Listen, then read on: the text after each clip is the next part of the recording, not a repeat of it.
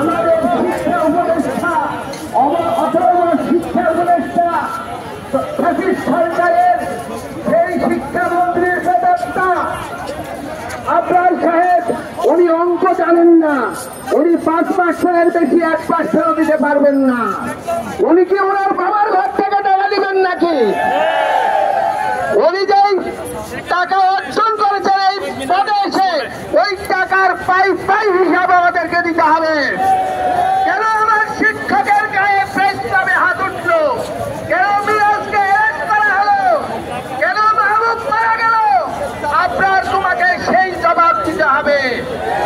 প্রধান উপদেষ্টা ইউনূস সাহেব, আপনাকে বলছি, আপনি এক গ্রামীণ ব্যাংকের কত টাকা রাষ্ট্রীয় কোষাগার থেকে নিয়েছেন?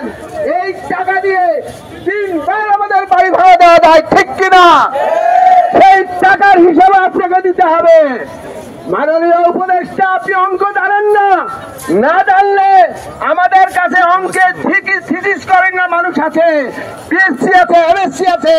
আপনি আসেন, আমাদের থেকে আপনি অঙ্ক শিখেছেন, কোথার থেকে অর্থের যোগান হবে, কিভাবে অর্থ সংগ্রহ করা হবে। আপনি সেই দেশের মধ্যে বসে বসে হিসাব করতেছেন কিভাবে আপনি পকেট ধরবে। আপনি সেই প্রশিক্ষণের নামে, সেই উন্নয়নের নামে কথা বলছেন। আমাদের উন্নয়নের দরকার নাই, ভবনের দরকার নাই, প্রশিক্ষণের দরকার নাই। আমরা শিক্ষক, আমাদের থেকে বড় প্রশিক্ষক কে আছে? কিভাবে পাঠদান করতে হবে সেটা আমরাই ভালো করে জানি। আপনি তো আমাদের মতন বেসরকারি স্কুলে লেখাপড়া করেন নাই, যদি করতেন তাহলে বুঝতেন। আপনাদের ছেলে মেয়েরা তো বেসরকারি প্রতিষ্ঠানে পড়েন না।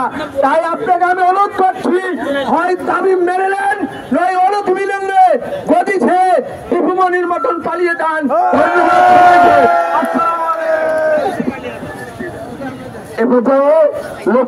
বাংলাদেশ জাতীয়করণ প্রত্যাশী ঐক্যজোটের লক্ষ্মীপুর জেলার আহ্বায়ক জনাব কামাল হোসেন 1 মিনিটের মতো ওনার বক্তব্য শেষ করেন। বিসমিল্লাহির রহমানির রহিম। সারা বাংলাদেশের বেসরকারি এমপিও মুক্ত স্কুল, কলেজ, মাদ্রাসা ও কারিগরি শিক্ষা প্রতিষ্ঠানের শিক্ষক কর্মচারীবৃন্দ, আমি সর্বপ্রথম স্মরণ করি আমাদের একজন শিক্ষক শহীদ হয়েছেন মাহবুবুর রহমানকে। আজকে আমরা যারা এই আন্দোলন করতে গিয়ে পুলিশের নির্যাতন হয়েছেন, সেই লক্ষ্মীপুরের লক্ষ্মী সন্তান আমাদের ভবানীগঞ্জ বহুমুখী উচ্চ বিদ্যালয়ের আজাদ হোসেন মিরাজ, আপনারা দেখেছেন আরো অনেক শিক্ষককে পুলিশ কলার ধরে টেনে এসে পুলিশ বক্সে নিয়ে মারামারি করছে। আমরা কি সন্ত্রাস? আমরা লেখাপড়া করাই। কালকে লক্ষ্মীপুরে আমরা 5000-এর উপরে শিক্ষক কর্মচারী নিয়ে আন্দোলন করছি। আমরা ওখানে প্রশাসনকে দাঁত ভাঙ্গা জবাব দিয়েছি।